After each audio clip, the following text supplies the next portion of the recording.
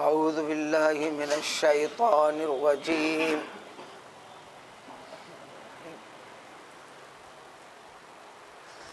وَأَنذِرْ بِهِ الَّذِينَ يَخَافُونَ أَن يُحْشَرُوا إِلَىٰ رَبِّهِمْ لَيْسَ لَهُم مِّن دُونِهِ وَلِيٌّ وَلَا شَفِيعٌ لَعَلَّهُمْ يَتَّقُونَ۔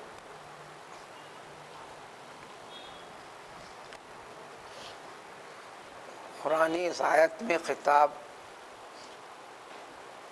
پیغمبر صلی اللہ علیہ وآلہ وسلم سے جو دین اسلام کی دعوت پیش کرنے کے لیے تعلیم تربیت دینے کے طور طریقے سکھائے سمجھائے، اسی طور طریقے سے آپ نے اسلام کو پھیلایا، دین اسلام کی حقیقت بتلائی، پھر آپ کے ذریعے سے یہ تعلیم صحابہ کو اللہ تعالیٰ کے منشے کے مطابق جب تک اسلام ہے اور اسلام سے جڑے ہوئے افراد کو دین اسلام کے اعتبار سے میل جول میں ربط اور تعلق پیدا کرنے میں کس انسان کو کس طریقے سے ترجیح دینا چاہیے، پریفرنس کس کو ملے، دین اسلام سے ہٹ کر بھی ایک عام آدمی سے بھی دریافت کریں۔ نیک آدمی، نیکی کا مطلب ہے عمل میں تو اپنے طور پر نماز، روزے، زکوٰۃ، حج یہ انفرادی کام ہے، بندے کا اس کے اللہ سے جوڑے، انسانوں سے نہیں۔ دین کا تعلق دو طریقے سے ہے، بندے کا اللہ سے، بندے کا پھر بندوں سے، دنیا والوں سے مل کر پھر اللہ سے۔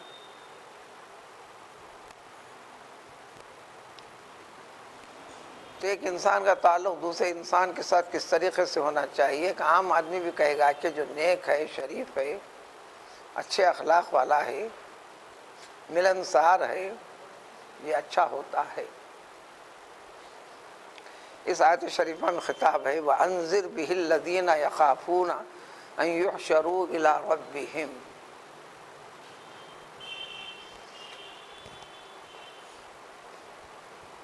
انذر، آپ ڈرائیے، اللہ کا خوف پیدا کروائیے۔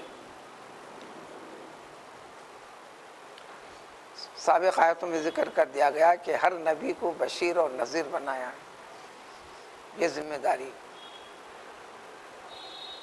بندہ کیا چیز کرنے پر جو اللہ خوش ہوتا ہے اس کے لیے بشارت، اطمینان، یقین پیدا کرا دو دنیا میں۔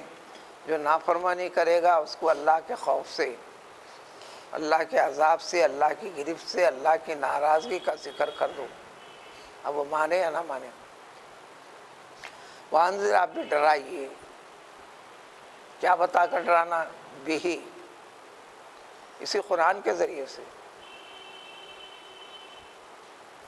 قرآن کی باتیں بتلا کر، اللہ تعالیٰ کا حکم منشا بتا کر، ان تمام لوگوں کو یخافون، جنہیں خوف ہوتا ہے کس بات کا؟ کہ وہ اپنے رب کے پاس انہیں اکٹھا کیا جائے گا، یعنی مرنے کے بعد اٹھایا جائے گا، حساب و کتاب کے لیے اللہ کے روبرو جمع ہونا ہے۔ اس کا جتنے لوگ یقین رکھتے ہیں، جو یقین رکھتے ہیں مومن ہیں۔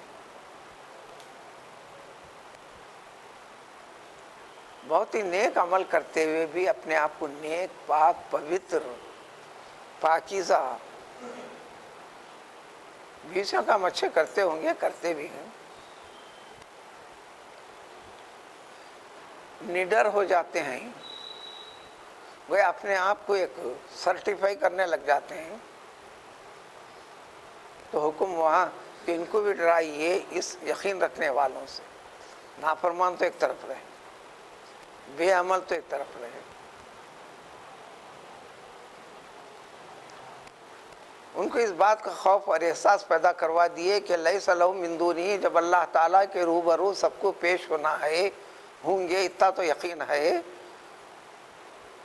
تو ایک بات یہ بھی بتا دیجئے کہ وہاں جب تمہارے رب کے پاس تم پیش ہو جاؤ گے تو کوئی تمہارا ولی نہیں ہوگا اللہ کے سوا، حمایت کرنے والا، تائید کرنے والا، ولا شفیع، اور نہ سفارش کر کے تم کو آگے بڑھانے والا کوئی بھی نہیں ہوگا۔ یہ بات بھی ایسے لوگوں کے دل و دماغ میں جو نیکی کے راستے پر چل پڑے ہیں، پھر نیکی کے راستے میں چلنے والوں میں بھی کچھ غلط فہمیاں ہیں۔ کئی قومیں اسی غلط فہمیوں پہ پھیلے ہوئے بھی ہیں۔ لعلہم یتقون، اگر یہ چیز پیدا کر لو تو یقینی طور پر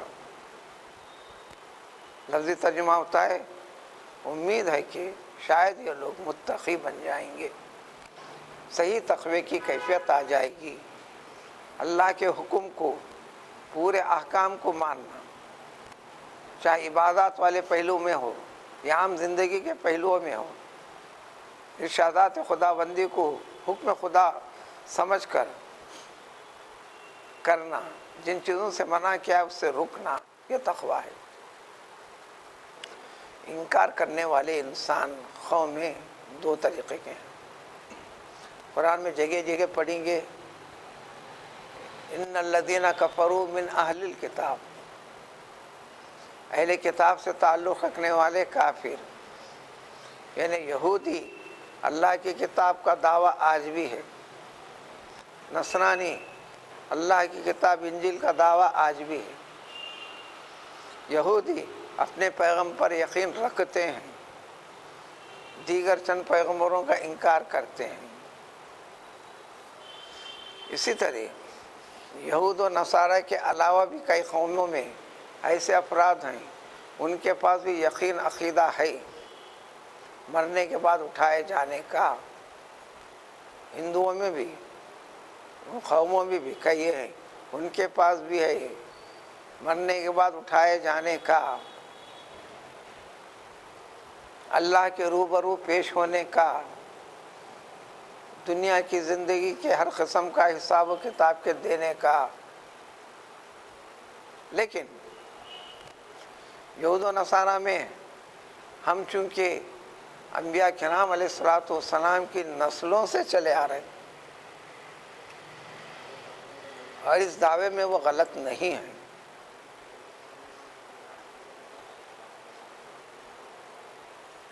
یہودی پیغمبر یعقوب علیہ الصلوۃ والسلام کی نسل ہی پھیلی ہوئی ہے، دوسری نسل کا تعلق نہیں ہے۔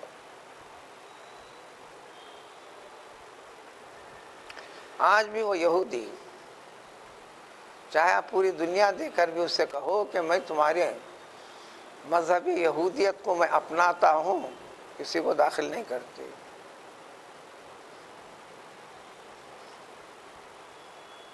یہ خاندان نبوت والا سلسلہ ہے۔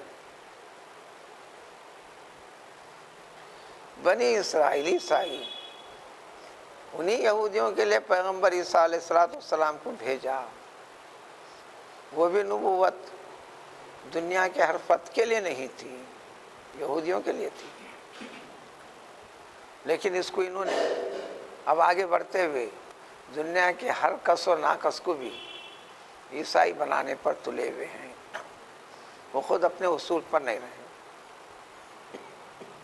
ان کے دعوے میں کہ ہم نسل کے اعتبار سے انبیاء کرام علیہ الصلوۃ والسلام کے نسل سے ہیں، اونچ نیچ ہو جائے، کچھ ہو جائے، ہمیں ڈر نہیں۔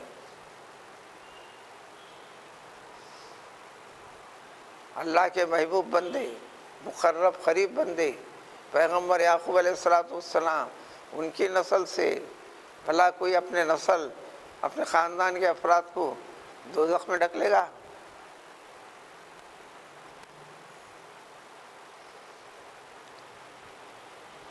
اسی طرح دیگر قومیں بھی جو یقین رکھتے ہیں مرنے پر اٹھائے جانے کا بھی، یہ بتوں وغیرہ کو صرف ذکر ہم بتوں کا کرتے ہیں، بت کی تعریف بہت بڑی ہے، پتھر سے جو تراش دی صرف وہی بت نہیں ہے، درخت کی اس میں فلاں فلاں، مرے ہوئے شخص کو فلاں فلاں، چاہے کسی بھی شکل میں، یہ ہمارا سب کچھ سنبھال لیں گے. اب ہمیں پرواہ نہیں، ڈر نہیں. یہ عقیدہ، یہ خیال اپنے ذہن و ہم سے ہٹا دو.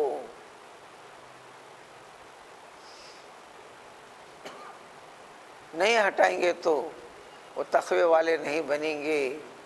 تقوی والی چیز نہیں ہوں گی.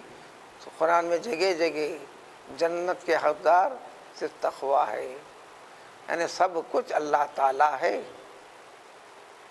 یعنی بندے کو آگے بڑھانے والا، اس کے گناہ کو معاف کرنے والا، یعنی شفاعت کرنے والا حقیقت میں اللہ تعالیٰ ہے. مجاز میں اللہ کی اجازت سے، لا یشفع عنده الا باذنہ، اللہ تعالیٰ اعزاز بڑھانے کے لیے نیک بندوں کو اجازت دیں گے جس کو چاہیں گے. تم کس کی سفارش کرتے کرو، اور وہ دین اور ایمان پر قائم باقی رہنے والوں کی. یہ مجازن ہے، یعنی ان کے ذریعے سے کروا کر قبول کرے گا اللہ تعالیٰ. بڑھائیں گے اللہ تعالیٰ آگے. سب کچھ اللہ تعالیٰ ہے. یہ وہم رکھ کر کے میں ان کا یہ ہوں، میں ان کا فلاں ہوں، میں ان کی شکل اختیار کرتا ہوں، میں ان کا لباس اختیار کرتا ہوں، میں ان کا لخلقہ لگا کے رکھتا ہوں، یا ان کی تصویر لگا کے ایک بتی لگا لیتا ہوں، فلاں کرتا ہوں، ایسے وہ ہم کو نکالو. تعظیم عزت کے طریقے ہیں، اس میں تو برابر کرنا ہے. جو قابل تعظیم ہے تعظیم نہ کرنا، یہ اسلام لیس منا، یہ ہمارے اسلام کے طریقے نہیں ہیں. جس پہ رحم کرنا ہے یہ رحم کرنا، جو نہیں کرتا لیس منا، یہ ہمارے اسلام سے نہیں ہے. یہ ایک عقیدے کی بات. آگے کی آیت میں ذکر ہوتا ہے، ایک چند چیزیں بھی ہوئی. یہی چیز کو قیامت تک کے لیے قانون بنایا اللہ نے. ایمان سب سے پہلے جو قبول کیے، اور پھر ایمان کا حلقہ بڑھتے گیا. جو دنیاوی اعتبار سے، مالی اعتبار میں زیادہ مالدار امیر کبیر لوگ زیادہ نہیں تھے. غربت کے سطح سے تعلق رکھنے والے افراد کی تعداد زیادہ تھی. یہ نہیں کہ امیر و کبیر اسلام کے اندر نہیں تھے. مسلمان امیر کبیر نہیں ہوتا، ایسا نہیں ہے، ہوتا ہے. لیکن اس تحریک دعوت اسلام کے بارے میں دریافت کرنے کے لیے، بات چیت کرنے کے لیے جو دنیا کے اعتبار سے لیڈر بنے ہوئے ہیں، سردار بنے ہوئے ہیں، یہ آتے تھے جاتے تھے. انہوں نے ایک ڈیمانڈ رکھا. یہ ڈیمانڈ آج بھی ہے دنیا والوں کے پاس. یہ ہمارے رینک کا نہیں، لہذا میرے بازو نہیں بیٹھ سکتا. یہ ہمارے رینک کا ہے، نہیں بازو بیٹھ سکتا. ایمان اور اسلام کے اندر یہ فرق نہیں. ہاں، دنیا داری خاطرداری کی حد تک یہ ہے. ایسے لوگوں نے آ کر کہا، آپ کی مجلس میں ہمیشہ یہ لوگ بیٹھ کے رہتے ہیں، آپ اپنی مجلس سے ان کو ہٹا دیجئے، نکال دیجئے، پھر آپ سے آ کر ہم بات چیت کریں گے، سمجھ میں آئے تو اسلام قبول کریں گے. آپ صلی اللہ علیہ وسلم نے فرمایا، ایمان والوں کو میں اپنے سے دور ذری دیر کے لیے بھی نہیں کر سکتا. تو اس کے بعد انہوں نے کہا، ٹھیک ہے، جب ہم آئیں گے وہ مجلس میں یہ لوگ نظر نہیں آنا، اس کے بعد کچھ بھی کر لیجیے آپ. اس تجویز کے اوپر تھوڑا سا غور فرما رہے تھے پیغمبر صلی اللہ علیہ وسلم. کیا اس کے ذریعے سے یہ لوگ اسلام میں داخل ہوں گے، بہتر ہوگا؟ کوئی فیصلہ نہیں کیے تھے. اللہ کا حکم نازل ہوا، ہرگز فیصلہ نہیں بدلنا. ولا تترج، دور کرنا. آپ دور مت کیجئے ایسے انسانوں کو جو صبح و شام اللہ تعالیٰ سے دعا کرتے ہیں، اللہ کو پکارتے ہیں، اللہ کا ذکر کرتے ہیں، اللہ کا شغل کرتے ہیں، آخرت کی فکر کرتے ہیں، ان کو اپنے سے دور نہیں کرنا۔ اس وقت حضرت صہیب، حضرت بلال، حضرت سلمان، حضرت خباب وغیرہ ایسے کئی ایک غریب لوگ تھے، ان کو ہٹا دینا۔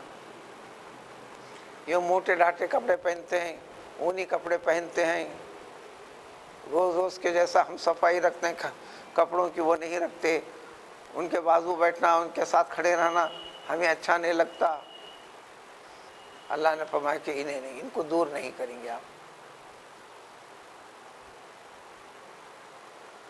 یریدون وجہ، یہ وہ لوگ ہیں کہ اللہ تعالیٰ کی رضا کے لیے، اللہ ہم پر غصہ نہ کرے، ناراض نہ ہو جائے، اللہ ہم سے راضی ہو جائے، بس اسی فکر میں زندگی گزارنا ہے، ان کو دور نہیں کریں گے۔ اب اس کے بعد کیا کر لیتا ہے انسان؟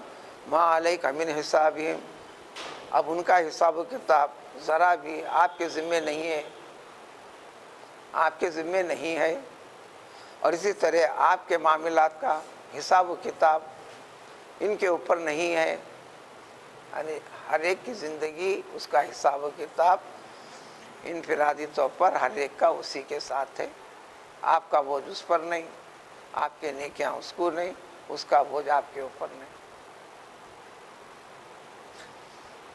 اب اس تاکید کے بعد، اس وضاحت کے بعد جو چلتے آ رہی تھی، اگر اس کے باوجود بھی اگر اس سلسلے میں بھی اگر غلطی کرو گی، یعنی ان کو دور کر دو گی،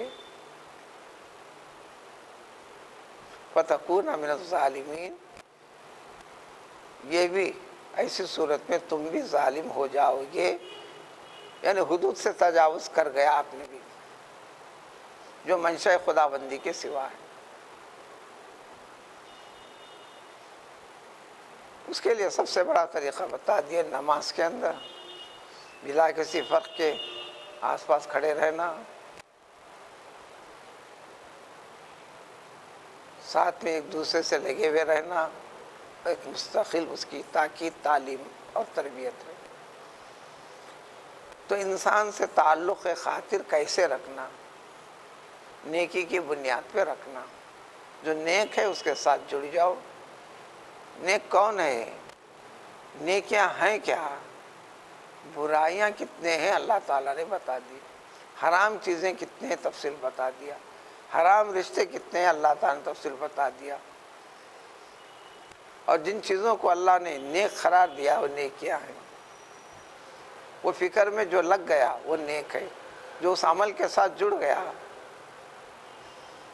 نماز، روزہ، زکوٰۃ، حج میں نیکی زیادہ معلوم نہیں ہوتی، بندے کا یہ انفرادی عمل ہے، اس کے ساتھ ساتھ اس کی عملی زندگی کے اندر، کاروبار میں، معاملات میں، اپنی زندگی کے ہر پہلو میں، دکھ میں، سکھ میں، مختلف شکل و صورت میں سارے اصول قاعدے بتا دیے، اس میں نیکی والا پہلو یریدون وجہہ کی شرط لگا کر بتا دیتے، اللہ کی رضامندی کے خاطر یہ زندگی کے ہر پہلو میں ڈھلتے ہیں، اس کی بنیاد پر تمہارے قریب سے قریب تر رہنے کے لائق یہی ہیں۔